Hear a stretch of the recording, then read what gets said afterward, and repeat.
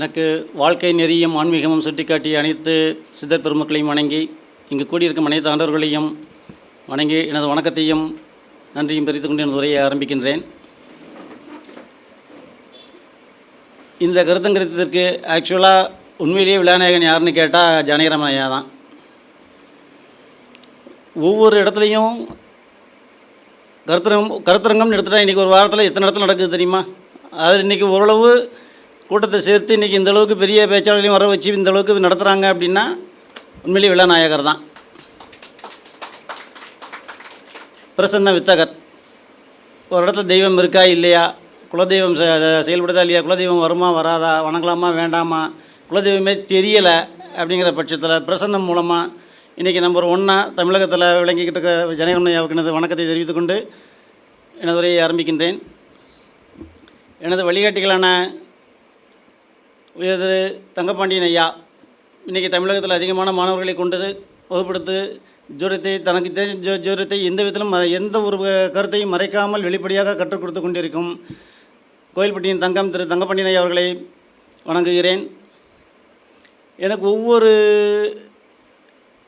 ஸ்டெப்புலையும் கூட இருந்து கையை பிடிச்சி கூட்டிகிட்டு போகிற வழிகாட்டுகிற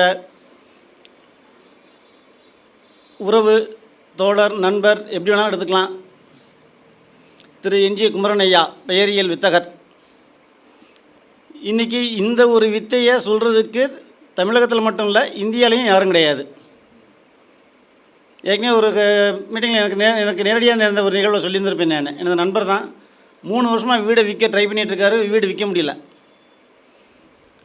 குமரன் ஐயாட்ட வந்தாங்க. பார்த்துட்டு சொன்னார், நித்யா கணேசன் பேர் உள்ளவங்க வருவாங்க. ஒன்று அவங்களே வீடை வாங்கலாம், இல்லை புரோக்கராவோட இருக்கலாம், வீடு முடிஞ்சிரும்னாங்க.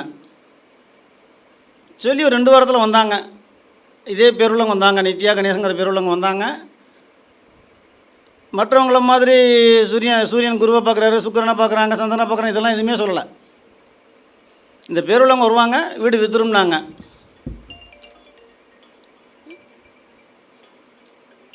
அதே மாதிரி அந்த வீடு வாங்க வந்தவங்க பேர் நித்யா கணேசன். அவங்க தான் வீடை வாங்கினாங்க. வீடை வாங்கினவங்க பேர் நித்யா. அந்த நித்யாங்கிற அப்பாவோட பேர் கணேசன். ஆச்சரியமாக இருந்துச்சு. குறி சொல்கிற மாதிரி. இதே மாதிரி இது ஒரு இன்சிடெண்ட்டு. சரி, இதுதான் இப்படின்னா பேங்க்கில் அமெரிக்காவிலேருந்து ஒருத்தர் பேங்க்கில் ஒர்க் பண்ணிகிட்ருக்காரு. அவருக்கு ப்ரொமோஷன் இன்க்ரிமெண்டெல்லாம் வர வேண்டியது இருக்குது. இங்கேருந்து பேரை சொன்னாங்க. உங்களுக்கு இந்த பேர் உள்ள ஒருத்தவங்க உங்களோட ஃப்ரெண்ட்ஸ் யாரும் இருக்காங்களான்னு கேட்டாங்க. ஆமாம், இந்த மாதிரி இப்போ தான் எனக்கு மேனேஜர் ஒருத்தர் வந்திருக்காரு, எனக்கு சீனியர் ஹையர் அஃபீஷியல் வந்திருக்காரு, அவர் பேர் வந்து அதுதான், அமெரிக்காவில் இருக்கார். அவர் பேர் இங்கேருந்து சொல்கிறாங்க, மதுரையில் உட்காந்துக்கிட்டு. நான் எதிர்த்து உட்காந்துட்டு இருக்கேன். அப்போ உங்களுக்கு அவர் மூலமாக நல்லது நடக்குங்கிறாங்க. சார் இப்போ தான் சார் சைன் போட்டு இன்றைக்கி தான் சார் பேப்பர் போயிருக்குங்கிறாரு. அவருக்கு வர வேண்டிய பெண்டிங் அரியர் அமௌண்ட்டு, ப்ரொமோஷன் எல்லாத்துக்கும் சைன் போட்டு இன்றைக்கி தான் அனுப்பியிருக்காங்கங்கிறாரு. இந்தளவுக்கு மற்றவங்கள மாதிரி கிரகத்தை சொல்லி கிரக நினைவுகளை சொல்லிலாம் சொல்கிறது இல்லை. உங்களோட யார் இருந்தால் உங்களுக்கு வெற்றி கிடைக்கும், உங்களோட யார் வந்தால் உங்கள் வாழ்க்கை முன்னேற்றமாக இருக்கும், எந்த பேருள்ளவங்க வந்தால் உங்கள் வாழ்க்கை நல்லா இருக்கும்னு சொல்லி அந்த மாதிரி வித்தியாசமான ஒரு முறையில் நல்லா கொண்டு போயிட்டுருக்காங்க. அவர்களை வணங்குகிறேன். வணக்கத்தையும் நன்றியும் தெரிவித்துக் கொள்கிறேன். அதே மாதிரி மதுரையில் திரு சதயம் மீனாட்சி சுந்தரம் ஐயா சித்தர்களுக்கும் ஜோதிடம் சொல்லக்கூடியவர். 40 வருட ஜோதிட அனுபவம். சித்தர்களுக்கே ஜோதிடம் சொல்லியிருக்காரு. அவர் முன்னாடி நான் இப்போ 96 நான் இருக்கும்போது ஒரு சித்தருக்கு ஜோதிடம் சொல்கிறாரு. அவர் சிரிக்கிறாரு சித்தர். அதுக்கப்புறமா கேட்குறாரு, நல்லா வருவார், நல்லா சொல்கிற அப்படின்னு அப்பயே அவர் வாழ்த்தினார். ஏன்னா அது நடக்கும்னு அவருக்கு தெரியும், சித்தருக்கும் தெரியும். இப்போ நான் பேசுகிறது அவருக்கு அந்த சித்தருக்கு தெரியும், எங்கே இருந்தாலும் அவங்களுக்கு தெரியும். அவருக்கே ஒரு ஜோதிடம் சொல்கிறார், அவரும் சிரிக்கிறார், நடக்கும் அப்படிங்கிறார். அவர் நடக்க போகிறது சித்தருக்கே சொல்கிறாரு. சதயம் மீனாட்சி சுந்தரம் ஐயா அவருக்கும் எனது வணக்கத்தை தெரிவித்துக் கொள்கிறேன். எல்லோரும் ஜோதிடம் சொல்லி கொண்டு போயிட்டுருக்காங்க. இந்த ஜோதிட உலகங்கிறது வந்து கால் வைக்கிற இடம்லாம் கன்னி வடியாக இருக்கிற இடம். போட்டி பொறாமல், இவன் பெரிய ஆளா நான் பெரிய ஆளா பார்த்துருவோம், இந்த மாதிரி நிறைய அவர் தான் சொல்லுவார், நான் சொல்ல மாட்டேனா, இந்த மாதிரி மனசுக்குள்ளே சிரித்து பேசினாலும் உள்ளே ஒன்று ஓடிக்கிட்டு இருக்கும். அந்த மாதிரி உலகமாக இருக்குது ஜோதிட உலகம். அதனாலே என்னமோ தெரியல, நான் அதில் வரல. ஜோதிடம் தெரிஞ்சாலும் நான் அந்த ஃபீல்டுக்குள்ளே வரல. அதை என்ன செஞ்சேன், வேறு மாதிரி வித்தியாசமாக மாற்றி கொண்டு போயிட்டேன். எப்படி எப்படின்னா, இப்போ மருத்துவ ஜோதிடம் சொல்கிறாங்க. அது மாதிரி மனநல ஜோதிடம் 10 பொருத்தம் பார்த்து டைவர்ஸ் ஆன கேஸ் இருக்குது, எத்தனையோ கேஸ் இருக்குது, நம்மளும் பார்த்துருக்கோம். ஏன் எல்லா பொருத்தம் பார்த்து என்ன பண்ணுறாங்க, ஏன் டைவர்ஸ் ஆச்சு? அதில் என்ன செஞ்சேன்னா வித்தியாசமாக கேரக்டர் பேஸாக எடுத்தேன். இப்போ ஒரு நிறைய யூடியூப்பில் ஒன்று ஓடிக்கிட்டு இருக்கு. என்ன அப்படின்னா, குழந்தை பிறக்கிறதுக்கு முன்னாடியே, குழந்தை ஃபார்ம் ஆகும்போதே 2ஆவது மாதம் 3ஆவது மாதத்துலேயே அந்த குழந்தைக்கு கை எவ்வளோ நீளம் இருக்கும், கால் எவ்வளோ நீளம் இருக்கும், குழந்தை எவ்வளோ உயரம் வரும், ஆளானதுக்கப்புறம் இந்த குழந்தை வந்து எவ்வளோ உயரம் 5 அடி வருமா 6 அடி வருமானு முதற்கொண்டு சொல்லலாம்னு சொல்லி ஒரு யூடியூப் ரீசெண்டாக ஒன்று ஓடிக்கிட்டு இருக்கு. உருவம் என்னவாக இருந்தாலும் அந்த குழந்தையோட கேரக்டர் என்னவாக்கணும் முடிவு பண்ணுறது நம்ம தான். ஒரு குழந்தைக்கு பிறந்த தேதியும் பெயரும், அந்த குழந்தை யார், அதோட எண்ணங்கள் எப்படி இருக்கும், அதோட செயல்பாடுகள் எப்படி இருக்கும், எப்படி திங்க் பண்ணி ஒரு செயலை எப்படி செய்யணும்னு நம்ம முடிவு பண்ணலாம். அவங்களோட ஸ்ட்ரக்சரை மட்டும்தான் அவங்க சொல்ல முடியும். அந்த ஸ்ட்ரக்சரோட ஏதாவது அந்த ஸ்ட்ரக்சரை வச்சு எதுவும் பிரயோஜனம் இருக்கா? அப்துல் கலாம் ஐயா 6 அடியாக இருந்தார். உலகத்தையே திரும்பி பார்க்க வைத்தவர் அப்துல் கலாம் ஐயா. அப்போ உருவத்தை வைத்து எதுவுமே கிடையாது, உருவத்தை வச்சலாம் அப்படின்ட்டு இப்போ பெருசாக யூடியூப்பில் ஓடிக்கிட்டு இருக்குது. ஆனால் ஒரு மனிதனை நிர்ணயிக்கிறது அவரோட குணநலன், கேரக்டர் தான். கேரக்டர் நல்லா இருந்தால் தான் வாழ்க்கை நல்லாயிருக்கும், எண்ணங்கள் நல்லாயிருக்கும், செயல்பாடுகள் நல்லாயிருக்கும், பெயர் வாங்கி தரும். உருவம் மட்டும் இருந்து பிரயோஜனம் கிடையாது. ஆஜானுபாவாக இருப்பார், சத்திரம் பஸ் ஸ்டாண்டில் பிச்சை எடுத்துகிட்டு இருப்பார். அப்போ உருவம் இருந்து என்ன பிரயோஜனம்? என்ன உருவத்தை கர்ப்பத்தில் இருக்கும்போதே, குழந்தை வயதில் இருக்கும்போதே அவங்க முடிவு பண்ணாலும், உருவத்தை முடிவு பண்ணாலுமே குழந்தை யார், எப்படிப்பட்டவர், என்ன கேரக்டரில் வருவாங்க அப்படிங்கிற முடிவு பண்ணுற இந்த கேரக்டர் வந்து கேரக்டரும் செயல்பாடுகள் எல்லாமே பெயர்லேயும் டேட்டா பேத்துலேயும் தான் இருக்குது. அப்போ பெயர் பார்த்து வச்சிட்டோம்னு வச்சுக்கோங்களேன், கரெக்டாக அந்த குழந்தையோட லைஃப் வந்து அந்த குழந்தைய எது அனுபவிக்க பிறந்ததோ அதை கண்டிப்பாக அனுபவிக்கும். எந்த ஒரு தடைகளும் இல்லாமல் நல்லபடியாக வாழும். எனக்கு பேர் வைக்கும்போதே நம்ம என்னென்ன பார்க்கலாம், ஹெல்த்து பார்க்கலாம், வெல்த்து பார்க்கலாம், ஸ்டடி எஜுகேஷன் பார்க்கலாம், potential earnings, job, marriage life, குழந்தை பாக்கியம் எல்லாமே பேர்லேயே பார்க்கலாம். டேட்டா பற்றி பேரை வச்சே நம்ம முடிவு பண்ணிடலாம். இந்த குழந்தையோட லைஃப் இந்த மாதிரி இருக்கும். சரி, ஒரு ஆளை கூட கேரக்டர் நம்ம ஜட்ஜ் பண்ணிடுறோம். திருமணத்துக்கு அதையே அப்படியே அப்ளை பண்ணலாம்ல. அப்போ ஒரு பையன், ஒரு ஆணுக்கும் பெண்ணுக்கும் உள்ள 2 கேரக்டரும் எந்த மாதிரி இருந்தால் ஒத்து போகும் அப்படின்னு நம்ம பார்த்துட்டோம்னா, ஒத்து போகிற கேரக்டர் இருந்தால் கல்யாணம் பண்ணி வச்சோம்னா நல்லா இருக்க போகிறாங்க. ஒத்து போகாத ஒரு கேரக்டர் கல்யாணம் பண்ணி வச்சா சண்டை போட்டு பிரிய போகிறாங்க. ரொம்ப சிம்பிள். இதில் எப்படி அப்படின்னா, ஒரு எதை எடுத்தாலும் குறை சொல்லிட்டு கோவப்பட்டு திட்டிகிட்டே இருக்கிற ஒருத்தருக்கு போயிட்டு சாஃப்டாக உள்ள நேச்சரை, பாசத்துக்குன்னே பிறந்தவங்களை போய் பாசத்தை அனுபவிக்கிற பிறந்தவங்களை ஒரு பெண்ணை கல்யாணம் பண்ணி வச்சா நல்லா இருக்குமா? பாசம்னா என்னென்னு கற்றுக்கணும்னு அந்த பொண்ணு தான் கற்றுக்கணும். அந்த பொண்ணுகிட்ட போய் திட்டுற சண்டை போடுற ஒரு கேரக்டர் கல்யாணம் வச்சா எப்படி இருக்கும்? ரொம்ப கஷ்டம். இன்றைக்கி இப்போ குமரன் சார் நானும் காரில் வரும்போது ஒரு டாபிக் பேசிட்டு வந்தோம். நல்ல டாபிக், சுயநலத்தை பற்றி பேசிட்டு வந்தோம். யார் சுயநலமாக இருந்தால் ஜெயிக்கலான்னு இருக்குது. எல்லாரும் சுயநலமாக இருந்தால் பிரயோஜனம் கிடையாது. ஒரு சில கேரக்டர் உள்ள ஆளுங்க இருக்காங்க, அவங்க சுயநலமாக இருந்தாங்கன்னா வாழ்க்கையில் ஜெயிச்சிருவாங்க. ஒரு கம்பெனியில் ஒரு ஜிஎம், எல்லாருக்கும் அது இதுன்னு சொல்லுவார், அவருக்கு டெவலப்மெண்ட்டே இல்லை, ஜிஎம் இல்லை. அப்போ வந்து மேனேஜராக இருக்கார். அதுக்கடுத்து 2 போஸ்ட் இருக்குது, சீனியர் மேனேஜர், அதுக்கடுத்து டெப்டி மேனேஜர். அப்போ தான் ஜிஎம் ஆக முடியும். அப்போ அவருக்கு சொன்னேன், சார் கொஞ்சம் செல்ஃபிஷாக இருங்க சார், நீங்கள் உங்களுக்கு ப்ரொமோஷன் வந்துடும்னேன். இதுக்கு மாற ஆரம்பித்தார், கொஞ்சம் செல்ஃபிஷாக இருக்க ஆரம்பித்தார். ஒரே வருஷத்தில் 2 ப்ரொமோஷன் அவருக்கு. ஜிஎம் ஆகிட்டார், டெப்டி ஜிஎம் ஆகிட்டு அதுக்கடுத்து ஒரு 3 மாதம் திரும்ப ஜிஎம் ஆகிட்டார், குரூப் ஹெட்டு. அப்போ தான் அவர் சொல்கிறாரு, இதுக்கு இவ்வளோ வேல்யூ பண்ணார்.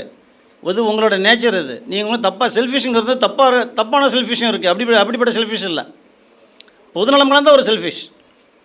அப்படி இருக்கும்போது வாழ்க்கையில் ஜெயிச்சிட முடியும். அப்படி இல்லைன்னா என்ன ஆகணும், அவங்க லைஃப் என்ன ஆகும்னா, வீட்டில் ஒன்றுக்கும் கணக்கு பார்த்துட்ருப்பாங்க. மனைவிக்கு 50 ரூபா கொடுத்துட்டு 2வது ஒரு 50 ரூபா காய்கறி வாங்க பணம் கேட்டாங்கன்னா செலவு கணக்கு கேட்பாங்க. 2 நாளைக்கு முன்னாடி 50 ரூபா வாங்கினா என்ன செலவு பண்ண கணக்கு கேட்பாங்க. அதையே வெளியில் கொடுத்துட்டு 1000 ரூபா 2000 கொடுத்துருப்பாங்க, திரும்ப கேட்கவும் மாட்டாங்க. இல்லாமல் தான் நம்மகிட்ட வாங்கினாங்க, இருந்தால் நம்மகிட்ட தரமாட்டாரா அப்படின்னு இருப்பாங்க. அந்த 2000 ரூபா வாங்கிட்டு திரும்ப கொடுத்துருவார், அடுத்து 4000 ரூபா வாங்குவார். அது அவருக்கு தெரியாது, திரும்ப வராது அந்த 4000 ரூபா, அதை கேட்கவும் மாட்டார். இப்படியே பொதுநலத்திலேயே ஒரு வரட்டு கௌரவத்துக்காகவே வாழ்க்கை ஓடிக்கிட்டு இருக்கும்.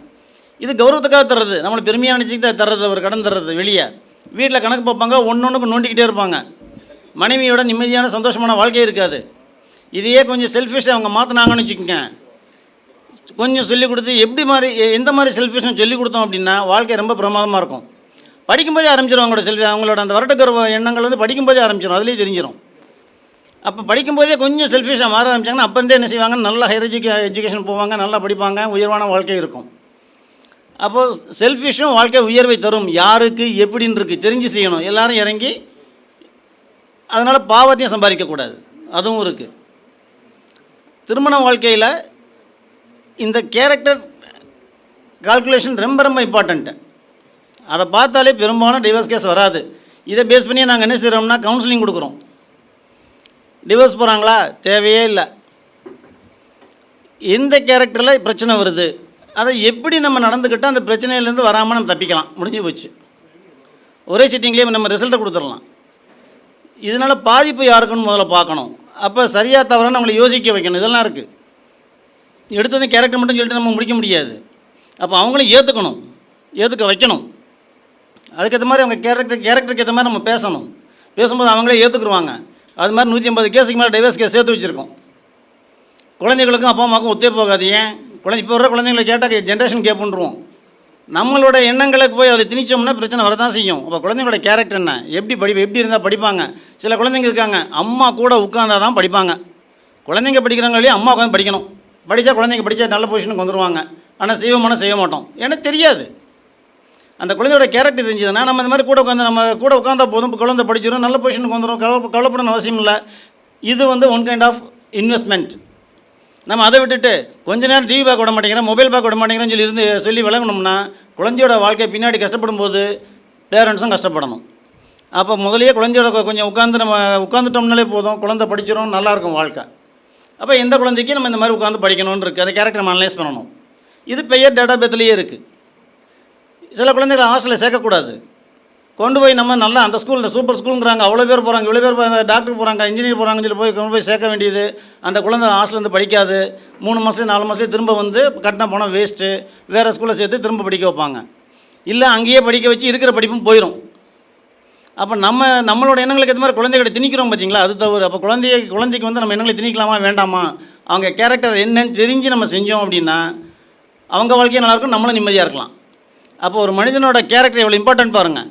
அதுதான் பேரண்ட்ஸுக்கும் சரி குழந்தைகளுக்கும் சரி அவங்களோட வாழ்க்கையை நிர்ணயிக்குது. மன நிம்மதியை தர்றது எதுன்னு கேட்டால் கேரக்டர் தான். கேரக்டர் புரிஞ்சு போயிட்டோம்னா மன நிம்மதி இருக்கும். இல்லை அப்படின்னா வருத்தப்பட்டுட்டே வாழ்க்கை பூரா ஓடிக்கிட்டு இருக்கும். குழந்தைகளுக்கு இதே மாதிரி திருமணம் பண்ணும்போதும் சிலருக்கு தாமத திருமணமாக தான் சந்தோஷப்படுங்க. ஜோடிகளே சொல்லுவாங்க, கொஞ்சம் லேட்டாகட்டுமா பொறுங்கம்மாங்க, சந்தோஷப்படணும். இன்னும் எவ்வளோ நாள் ஆகும், இன்னும் எத்தனை வருஷம் ஆகும் அப்படின்னு வருத்தப்பட்டு கேட்பாங்க. அப்போ அவங்களுக்கு என்ன செய்வாங்க, ஜோடிகள் இன்னும் 1 வருஷத்தில் பண்ணுவாங்க மாட்டுறாங்கன்னு 1 வருஷம் சொல்லிட்டாருன்னு சொல்லிட்டு 1 வருஷத்தில் கல்யாணத்தை பண்ணி வச்சுருவாங்க. அப்புறம் முட்டிட்டு முழிப்பாங்க. தாமதமான பரவாயில்லன்னு சந்தோஷப்படுங்க. உண்மையிலேயே புண்ணியம் பண்ண ஜாதகமாக இருக்கும். அது தாமதமாச்சுன்னா பின்னாடி திருமண வாழ்க்கை நல்லாயிருக்கும். இல்லைன்னா அவசரப்பட்டு கல்யாணம் பண்ணி வச்சுட்டு கோர்ட்டு கேஸ் முன்னாடி அலையணும். இல்லை ஹெல்த் ப்ராப்ளம் ஏதாவது இருந்துக்கிட்டு டாக்டருக்கு ஆஸ்பத்திரிக்கும் வீட்டுக்கு அலையணும். இதெல்லாமே கேரக்டர்லேயே அமைஞ்சிடும். கேரக்டர் வச்சே சொல்லிடலாம். தாமத திருமணமாக ஏழியராக கல்யாணம் பண்ணலாமா வேண்டாமல் முதலே சொல்லிடலாம். ஒவ்வொரு பிறந்த தேதிக்கும் பிறந்த அந்த குழந்தையோட பேருக்குமே இருக்குது. சிலர் என்ன செய்வாங்க, இனிஷியல் போடாமல் நான் பேர் மட்டும் தான் போடுறேம்மாங்க, கையெழுத்து போடுங்க. ஒரு மனிதனோட பெயருங்கிறது உடம்புக்கு உள்ளது. இனிஷியலுங்கிறது ரத்தம் இல்லாமல் உடம்பு வேலை செய்யாது. நீங்கள் இனிஷியல் போட்டாலும் இனிஷியல் வேலை செய்யும். இது 4 லட்சம் பேர் பார்த்து ஆராய்ச்சி பண்ணி எடுத்த கான்செப்ட். இது சும்மாலாம் நான் சொல்லலை. இனிஷியல் போடாமல் போகிறேன் சார் அப்படின்னா போடுங்க, தாராளமாக போடுங்க. அந்த இனிஷியல் கண்டிப்பாக வேலை செய்யும். இனிஷியல் வேலை செய்யாமல் உங்கள் பேர் மட்டும் வேலை செய்யாது. பேர் மட்டும் வேலை செஞ்சால் அது முண்டம், அது உடம்பு கிடையாது. உயிருள்ள உடம்புக்கு கிடையாது. அது உயிருள்ள உடம்புக்கு ரத்தமும் உடம்பு இருந்தால் தான் வேலை செய்யும். ரத்தம்ங்கிறது இனிஷியல். இனிஷியல் கண்டிப்பாக வேலை செய்யும். இனிஷியலோட சேர்த்து தான் பார்க்கணுங்கிறது என்னோட கான்செப்ட். இன்றைக்கி வரைக்கும் 100% ரிசல்ட்டும் கொடுத்துருக்கு. வாய்ப்புக்கு நன்றி கூறி இதுவரையும் முடிக்கின்றேன். நன்றி, வணக்கம்.